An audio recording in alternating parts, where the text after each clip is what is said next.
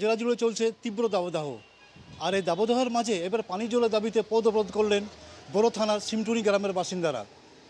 প্রায় 2 ঘন্টা ধরে চলে এই পথ অবরোধ। অবরোধকারীদের দাবি, প্রায় তারা 3 মাস ধরে পানীয় জল পাচ্ছেন না।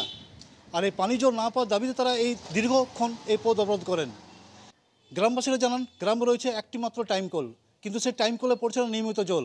এ নিয়ে স্থানীয় ব্লক প্রশাসনকে বারবার জানানোর পরেও তাদের পানীয় জলের সমস্যা মেটেনি। তাই তারা বাধ্য হয়ে এদিন বড় থানার সিমটুনি গ্রামের বাসিন্দারা এই পথ অবরোধে সামিল হন। জলের সমস্যা কতদিন ধরে জলের সমস্যা? 3 মাস জল নাই। আপনার দপ্তরকে জানিয়েছিলেন? হ্যাঁ জানাইছি, করে দিব যদিন বলি তদিন আসে, তারপরে বন্ধ হয়ে যায়।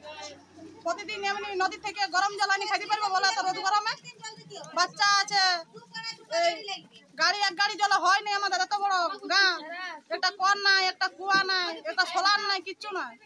বিডিও সাহেবের কিন যায় তখন বলে প্রতিদিন আসছে, আমাকে জানিয়ে পদ অবরোধ করবে।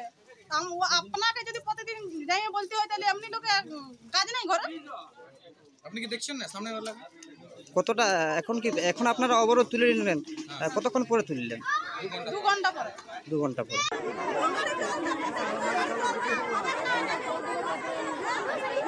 এই গাড়ি জল দেওয়া হবে, যেমন পরশু জানাচ্ছি, বিডিও স্যারকে জানাচ্ছিলি, ঠিক আছে।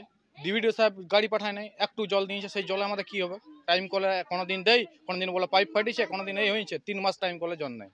অন্যদিকে ঘটনা খবর পেয়ে ঘটনাস্থলে পৌঁছায় বড় থানার পুলিশ। অবরোধকারীদের সঙ্গে দীর্ঘক্ষণ তারা আলোচনা করেন এবং আশ্বাস দেন তাদের পানীয় জলের সমস্যা মেটানো হবে। আর এই আশ্বাস মেলার পর তারা অবশেষে অবরোধ তুলে নেন। তবে জেলা জুড়ে যেভাবে পানির সংকট দেখা দিয়েছে, সে নিয়ে দুশ্চিন্তা রয়েছে পুরুলিয়া জেলাবাসী। পুরুলিয়া থেকে শওকত আলী, আমার শহর পুরুলিয়া।